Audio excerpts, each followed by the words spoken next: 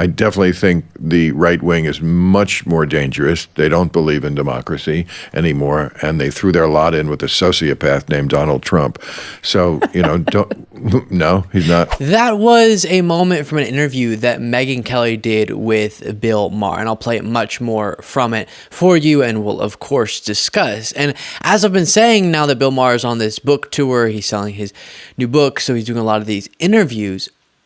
So often, as I broke down in detail in a past segment, I have issues with Bill Maher's discussion of American politics, and we'll get into some of that here, but I'm really pleased with how he's been very clear in these interviews about how there's just no comparison between the current Republican Party and Democratic Party, and not allowing his sort of both sides he takes on some things to cloud the existential nature of this election, and how Trump, because of his lack of a dedication to democracy and then the coalescing around Trump by the broader Republican Party, there is truly a democracy on the line characteristic to this election.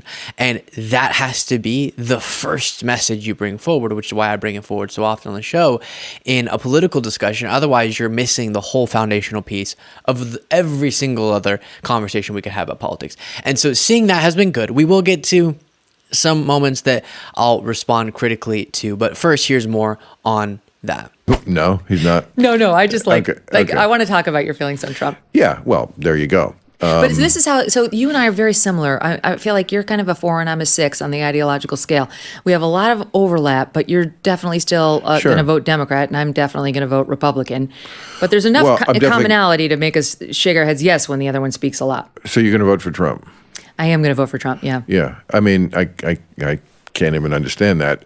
And I understand that Biden is deeply flawed, but he does believe in our way of life. And, I was the one who was saying from the very beginning, when everyone was laughing at me, that Donald Trump will never give up power.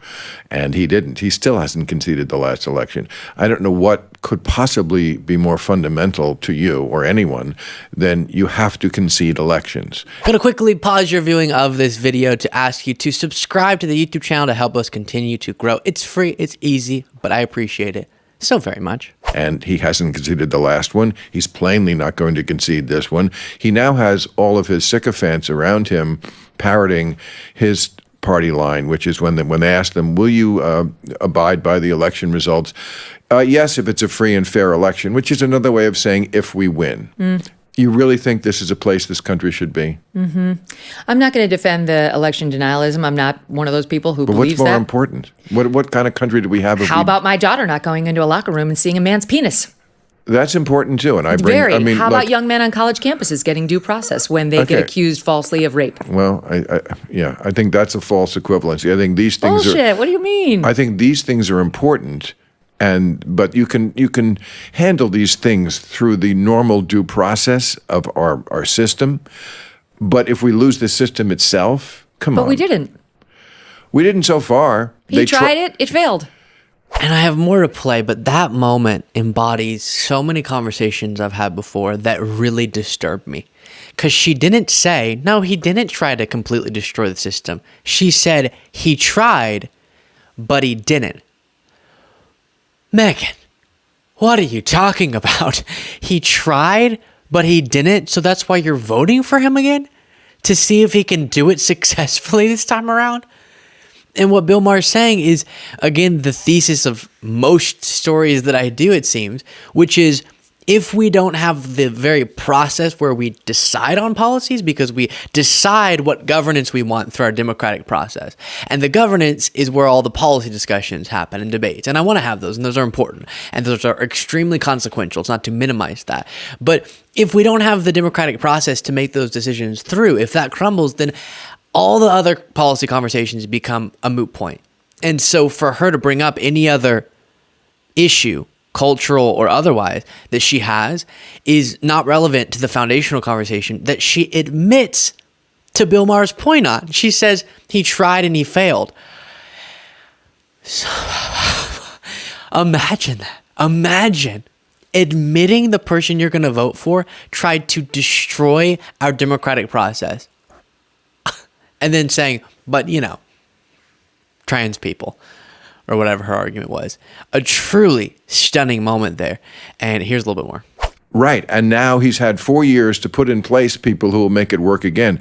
I don't know if there'll be a John Ratzenberger in Georgia, a noble Republican who stood up to him. He thought last time that he could count on someone being just a Republican to do his bidding. And what he found out was that there are a lot of decent people who are Republicans, which is something I'm trying to tell the Democrats all the time. You can hate Trump. You can't hate everybody who likes him.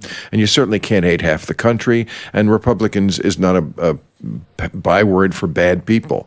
And a lot of them stood up. I mean, even ones who I don't like very much, Mitt Romney, McConnell, obviously Liz Cheney, Chris Christie. There were Mike Pence. These are what I call as good as it gets Republicans. For the people who don't like Republicans, they full-throatedly said Trump lost that election. Mm-hmm. No two ways about it. McConnell said it wasn't even a particularly close election. A lot of people said it. A lot of people said it. But look, I agree with you that the majority of the Republican Party doesn't believe that. But I do think there's a difference between it was stolen, the nonsense with Dominion voting machines and all that, versus it wasn't fair. And what wasn't fair? The election. Don't get me started. What wasn't fair? Okay. Well, the How election. about the suppression of the Hunter Biden laptop story? Just for one. Oh, for fuck's sake. Really? Oh, then we're not as alike as you think. Yeah, I am really annoyed with the idea that the Hunter Biden laptop story somehow was suppressed in such a way that less people heard about it. I think more people heard about it because there was a double scandal. The story, which wasn't the bombshell they pretended like it was, as we've now seen with the years of discussion about it. And there was the scandal of it got pulled down, but all that happened before the election. So all of the whole news cycle already got a chance to talk about it and talk about it more because it was pulled down. So more people want to talk about it. And it got pulled down because it seemed like disinformation. They realized it wasn't, so they threw it back up.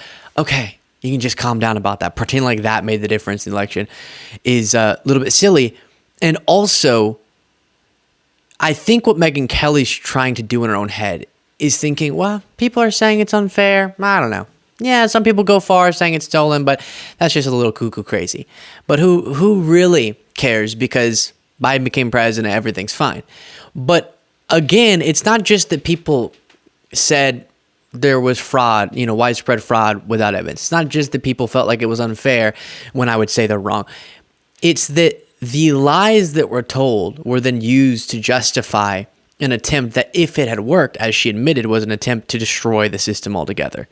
And that would have been successfully getting the fraudulent slate of electors accepted and then Trump staying in power even though he lost in these other schemes we've talked about before. So the actions that were being justified by these lies, I think, have to be included in the conversation, because then you can't do the false equivalency of, well, you can find some Democrat of saying that Trump's election was unfair. Whenever you include the broader schemes and the alleged illegality of it all, then it becomes very clear why those comparisons are not reasonable or accurate. Then I want to play you a moment from this interview that I take issue with. Well, in part, it's a diagnosis of what's going on with us right now. And in part, to me, it picks up on something you said to me shortly before I came on your show after my own cancellation at NBC. And you said, you seem to me, privately, you said, you seem to me kind of like me right now, which is somebody without a political home. And sure. I felt that way. And I still feel that way. I mean, I've been a registered independent forever, right. But I know exactly what you're saying. Just the world's lost its mind. Yeah. And I certainly would never put on somebody's team jersey anymore. Right, without a team. Yep. Right. And you know what? I like it that way because I don't want to be a part of a team. I mean, I would say I caucus with the Democrats more. I definitely think the right wing is much more dangerous. This is how, so you and I are very similar. I feel like you're kind of a 4 and I'm a 6 on the ideological scale. We have a lot of overlap, but you're definitely still Sure. going to vote Democrat, and I'm definitely going to vote Republican. And that gets us into the other part that we saw. So I guess what I'm wanting us to do, and what I wish Bill Maher would do instead of what he said there, was making clear in this moment, wear the team jersey of pro-democracy. Don't be blindly partisan. Don't just blindly support everything a Democrat does because they're a Democrat. Instead, be proudly for democracy against this authoritarian threat. And that's what irritates me. I talk to some people. I just had a conversation. He asked me to mention him on the show. So I was in an Uber, and the Uber driver and I were talking about politics. I know I'm bringing it up with everyone. I have a problem, but he expressed to me sort of I'm not going to vote type of attitude. They're both sort of annoying. I don't really care. And then he also was interested in RFK Jr. So that a whole thing of its own. But I think what's happening is because it's so sexy for a lot of people to be I'm nowhere, I'm just my own thing, I'm independent, I'm floating in the middle, I don't really have a stance on anything. It causes a situation where people are okay with complacency, and we can't have that. So, of course, be equally critical and demand truth equally from both sides, and don't just be blindly partisan, but be proud in saying, I'm going to go out there and vote for the candidate that isn't trying to destroy democracy. And in that sense, I have that jersey on. And I want other people to feel comfortable saying that, because let me tell you, if everyone understood the stakes of the election, the vast majority of Americans could unite. We could put aside partisan labels for a second and support democracy in this moment. But it's conversations like this where the threat that is posed, the existential nature of this election, is framed as just another red-blue divide. And that's not what this is. This isn't, oh, Bill Maher is special because he doesn't wear either jersey type of moment. This is democracy on the line. Most rational Americans don't want the authoritarian nightmare that a second Trump term would be, but they just don't get that that's what we're facing here. And so if more people could be more comfortable proudly saying, I'm going to go vote for Biden, and let me tell you why. We could inform more people rather than this, I'm scared to say that because then I'm just yet another liberal or something. I'm going to be labeled as just another Democrat or another partisan. And I know it is aggravating when people levy the allegation of you're just another partisan, right? Whenever you are proudly saying, listen, we got to vote against this guy.